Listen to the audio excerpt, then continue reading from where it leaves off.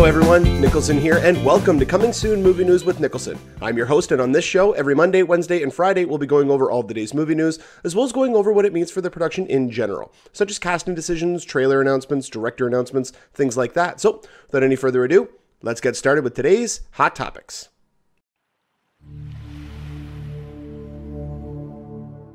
We now have our first trailer for Star Wars Episode 7, The Force Awakens, and same with the Jurassic World trailer. I do not get all the hate around this trailer. There are so many people out there who are saying I was underwhelmed by it. And, I can understand if your expectations were so high, but I don't think a lot of people really understood the fact that the movie comes out in a year. We are still over a year away from this movie coming out. This was the perfect teaser trailer for this movie. And there's a couple of reasons why. One, we got a lot more footage than I thought we were going to get. The initial descriptions, one of the descriptions was very similar to this trailer, but the other description, which had a lot more weight surrounding it, was just that we would get a lot of character poses. We would just get them, either turning to the camera or just like allowing us to see what the characters were going to look like. And then it was just going to have the Millennium Falcon flying towards the camera with blasters shooting. And that to me I liked that as a teaser trailer. I even liked what Christian Harloff said that the teaser trailer should have been, which was just the movie starts off with the stars and then it pans down. You see the two suns from Tatooine, and then it keeps panning down and you see a cloaked figure, a hooded figure there. And then the cloaked figure turns around and it's Luke with his beard and he ignites his lightsaber, and then you have the title come up. That to me would have even been the perfect trailer. This gave us so much more footage, gave us so many little tidbits to eat up. It was just fantastic. And there are a couple of things about this trailer that really stood out to me. One, the new, or should I say old, Sith lightsaber, because this new lightsaber, from the reports that I've been reading online, looks to be an ancient weapon. That's one of the reasons why the actual energy from it looks like it's almost like lightning, where it's actually just fraying off at the ends, which I thought that looked incredible. I thought that was such a good visual update to that, while still not showing us what everybody else in the movie is going to be using. Another really big standout to me, with that, not only was the hilt on the lightsaber, actual little mini lightsabers. I thought that was really cool. And a lot of people have been saying that, well, you can't spin around with it. You're going to cut yourself in half and all this. And people said the same thing about Darth Maul with his double-sided lightsaber. So, to me, it looks really cool. It's an updated version of something that we already know. If we had just seen things that we've already seen before, I don't think this trailer would have had as much of an impact. I really liked all the new things that we got. We got a new brief look at what the stormtroopers look like, and it did confirm that concept art that came out, which leads me to believe that a lot of these rumors that have been coming out about Star Wars are actually correct. One of the ones that was actually debunked was Oscar Isaac. Now, again, we just have this one shot from the trailer. We don't know if he is basically like a mercenary who is dressed up as a rebel force, but he's in the X-Wing, piloting the X-Wings, most likely will be commanding that X-Wing squadron that you see flying over the lake. But we've confirmed that he is not the smuggler type, Han Solo type character in this movie, because a lot of people thought that he would be the one piloting the Millennium Falcon. Just everything about this trailer, the new designs of the X-Wings, because a lot of people were looking at the new X-Wings when J.J. Abrams announced what they look like, and they were saying, well, this looks different, this looks different. How are they going to separate? Because this looks very different, this looks the same, all that kind of stuff. And you can see how what they do is, this is very crude. You have to freeze frame it to really see this in the trailer. But if the wings are like this, they don't separate like this and like that. They separate like that. So, it's a very minor change, but to me, it worked. It was updated, it felt new, it felt fresh, but it felt like Star Wars, and that's what I wanted. There are a couple of really big standouts in this trailer as well. First off, the very first shot in the trailer.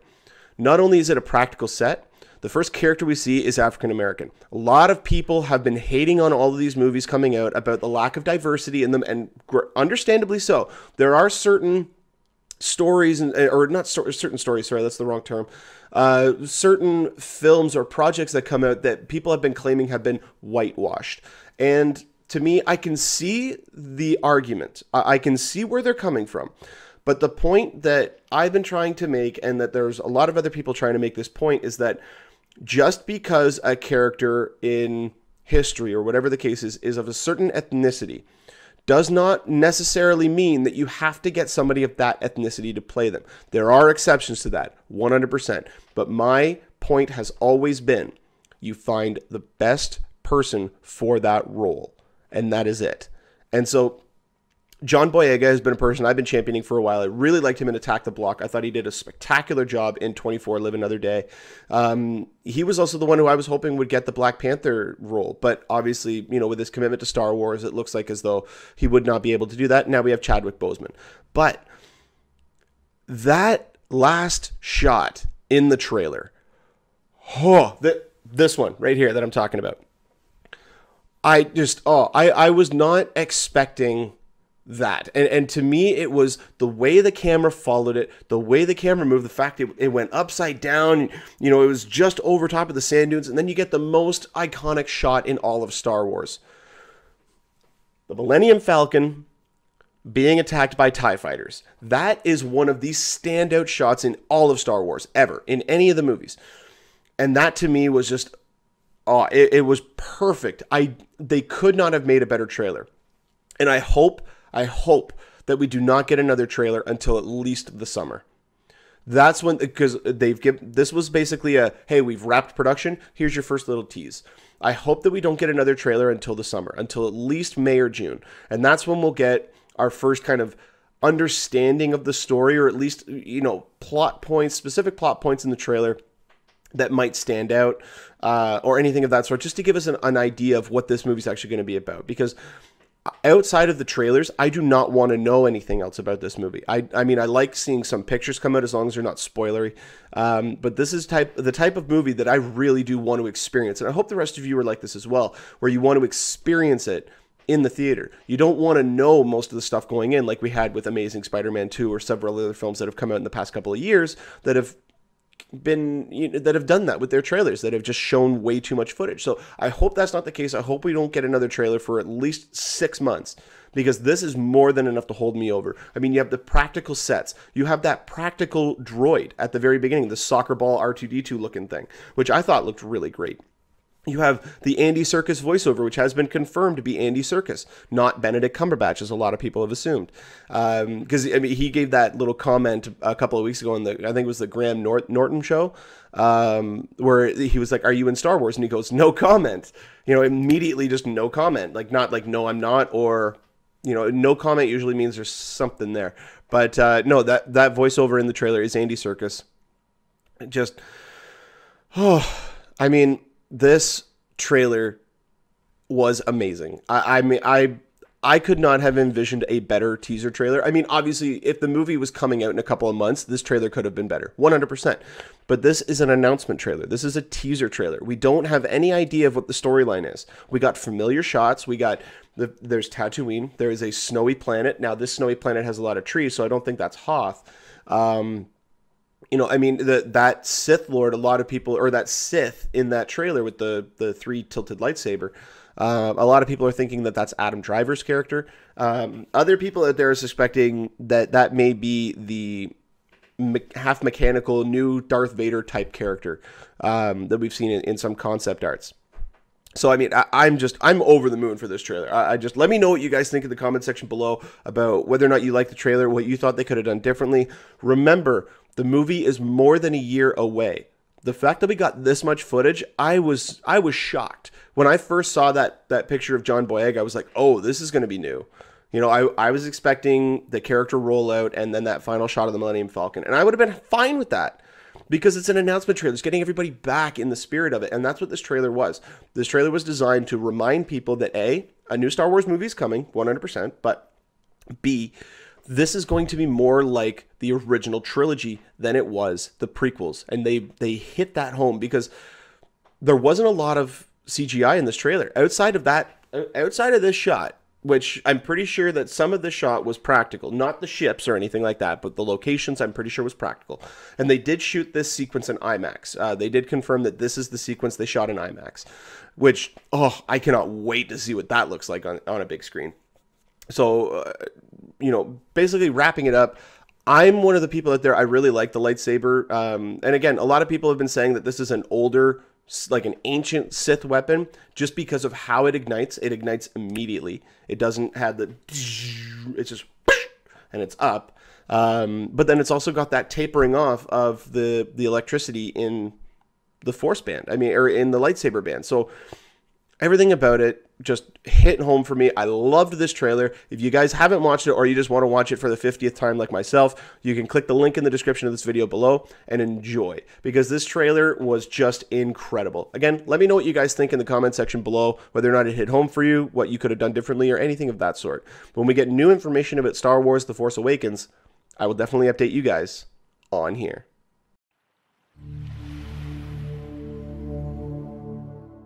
Because Disney made the announcement earlier in the week that the Star Wars trailer would be dropping on Friday, most of the other movie studios out there just said, we're not going to be releasing any information about this, about any of our projects. So one of the other titles that did come out over the past couple of days was the announcement that Fox has officially greenlit Independence Day 2, or the title that is currently going by, which I hate, is ID Forever. That is one of the dumbest titles I've ever heard. It's almost like Take 3 in. You know, I mean, it's just a stupid, stupid title, and I hope that they change it, but they've officially greenlit one movie. So we're not getting ID Forever Part 1 and Part 2 yet. So most likely, this movie was rewritten as a standalone film, or as a singular film. Most likely we'll be leaving the door open to continue the story, but there's a couple of things about this movie that really intrigue me. One, Independence Day is one of the most fun popcorn flicks of all time. This movie is just absolutely fun from beginning to end. There's so much pop culture in this movie.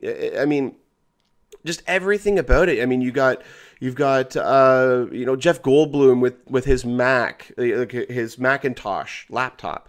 You know, you got Bill Pullman as the young president of the United States. You got Will Smith, who was just starting to break out in these action roles. I mean, there was so much to just eat up in that original movie. It was one of the first times special effects have been used to that extent, to show us just amazing battle sequences and amazing aerial dogfight sequences.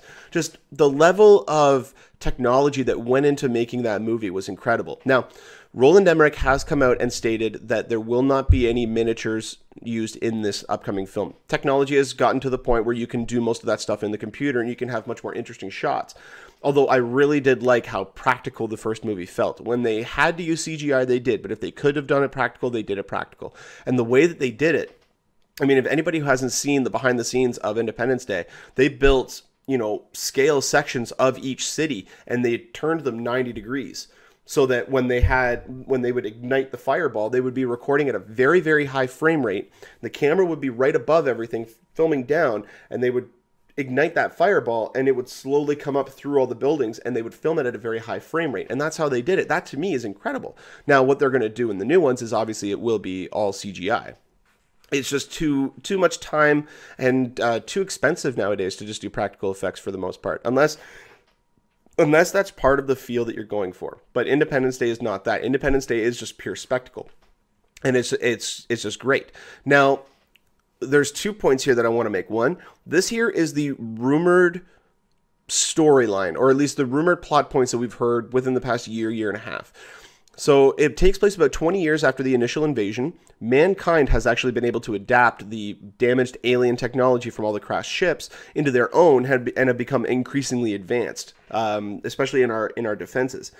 Then the aliens attack again for some reason. Now, while I like the fact of them adapting all this technology and really advancing human culture, the problem I have with that is that there was a line in the first movie made by Bill Pullman's character, President Whitmore, when he was mentally, and this is going to sound weird if you haven't seen the movie, when he's mentally communicating with the alien, and he hears all their plans and he sees what their intentions are, and he says, you know, they're like cockroaches. They move from planet to planet, their whole civilization. If their whole civilization was on that mothership and it was destroyed, who else is going to come and attack? You know, I mean, that to me is a little plot hole, granted. Now, if they go a route where it's another alien race, that to me, just why do an Independence Day sequel? It doesn't make sense. Just have a movie set in the future and then have aliens invade and having humanity being able to really kind of overcome it. So there's a couple of kind of question marks with this movie. I'm excited for it because to me, this Roland Emmerich has spectacle down pat. Him and Michael Bay create just grandiose action sequences which everybody can enjoy. The problem is that Michael Bay, for instance, has kind of gotten away from really cool action sequences and are just doing explosions just to do explosions. I really hope he kind of refocuses himself and gets himself back into the limelight that we like. Like Bad Boys 2, I loved. The original Transformers, I loved. Even Transformers 3, I thought was really good. I love The Island. You know, The Island to me is one of his most underrated movies. So looking at what Roland Emmerich can do, Roland Emmerich does spectacle like nobody else. I mean, just look at 2012. Say what you will about the script, but the destruction in that movie was incredible. I don't think we'd ever seen anything like that. They could have spent probably about another 5 to 6 months on the CG and just re-rendered it or give it a better texture map. But this just, this movie's been taking a little bit too long to come out. Now, they've greenlit the movie. All they need to do now is they need to secure Roland Emmerich as a director, because he's not secured as a director. I mean, he's been talking about this movie forever, so it's not like he's going to say, no, I'm not going to do it. But once that happens, once they get him signed on, which will probably be in the next couple of weeks, production is set to begin in May of 2015. The movie has a scheduled release date right now of June 24th, 2016. So we're going to be getting this movie in a year and a half. That is incredible. We're at a point right now where usually when movies are announced, they're not coming out for several years. This is a year and a half, and we're now finally getting the green light on it. And that to me is exciting. But there's one crucial piece that needs to be included in this movie. By the way, they've already confirmed that Will Smith will not be involved. They've reaffirmed that, I should say. Jeff Goldblum and Bill Pullman are still likely to be involved in the movie, but there's one crucial cast member that needs to be included. And that man is Adam Baldwin. Adam Baldwin's character needs to be in this movie. He needs to be the new Robert Loggia. He needs to be the new general in charge of everything. Because anybody out there who watches Chuck, he was so good as John Casey. I loved him as John Casey. He's great. I mean, he was great on Firefly. He's now got The Last Ship, which he's good on. I mean, he's really kind of stuck to television. But I hope to God that he comes back, because he's just such a cool presence. And to me, I think that he has the experience now to really hold his own and to really help carry this movie. So I hope that happens. I hope Adam Baldwin comes back, because that would be great. I'd even love it, you know, if he did like a little John Casey moment in the movie, like a little growl or something like that. Or, you know, he sees a picture of President Reagan and just gives, you know, the salute or something like that. It's just, I love John Casey, and I think that could work so well. If they had Adam Baldwin back in Independence Day 2, I think that would just add so much more to the movie. I think he'd be great, especially alongside Jeff Goldblum. I think those two would have really great back and forth between one another.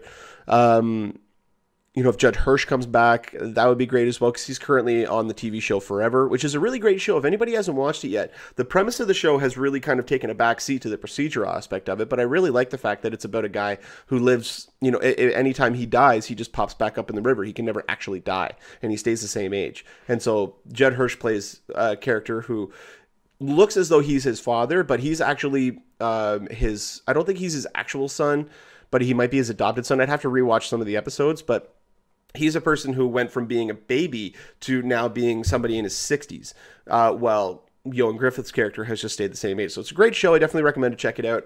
And Judd Hirsch coming back with Adam Baldwin, with Jeff Goldblum, with Bill Pullman. That would be great. I mean, this movie could be bad. It could be absolutely terrible. I'm going to admit that right now. But I'm on board for Independence Day 2 because I loved the original so much. As it stands right now, production is set to begin in May 2015 as long as there's no other hiccups. And that means that we'll be getting the movie on June 24th, 2016. If we do get more information about this topic, I will definitely update you guys on here.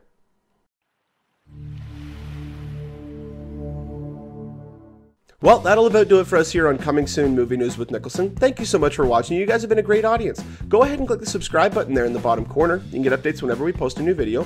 You can follow me on Twitter at Niklsun, Niklsun, for all of your movie updates. And you can also find us on our Facebook page at facebook.com/Movie News with Niklsun. If you guys ever have a topic or question you'd like to have discussed on the show, go ahead and put a comment in the comment section or email me at movienewswithniklsun@gmail.com. And on every Friday episode, we'll try to answer as many as we can. But until next time, you guys enjoy the rest of your day. Take care.